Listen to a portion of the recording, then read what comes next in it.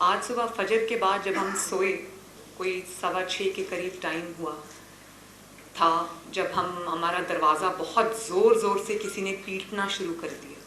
तो 1-2 मिनट के बाद फिर वही आवाज़ आई, वही दरवाज़ा पीटने की आवाज़ आई। तो मैंने कहा सफदर से, मैंने कहा मुझे लगता है हमारे कमरे का कोई दरवाज़ा बजा रहा है। तो उन्होंने जब दरवाज़ा खोला उठकर, तो बाहर पुलिस खड़ी थी और उन्होंने कहा कि हम आपको गिरफ़्तार करने आए। अभी वो अपने कपड़े तब्दील कर रहे थे कि मुझे दरवाज़ा तोड़ने की आवाज़ें आईं और उन्होंने वो जो सिक्योरिटी लैच होता है दरवाज़े का, उसको तोड़ा, ज़ोर से ज़बरदस्ती से उसको तोड़ा और कमरे के अंदर आ गए। और सफदर ने उनको कहा कि आप अंदर मत आएँ, मैं बाहर आ रहा हूँ, आप अंदर मत आएँ। तो उन्होंने कहा मैं अपनी दवाई ले लूँ, मैं आपके साथ चलता हूँ, आप अंदर मत आएँ। लेकिन वो फिर भी अंदर आ गए। वो अंदर आ गए और सफदर को गिरफ़्तार करके ले गए।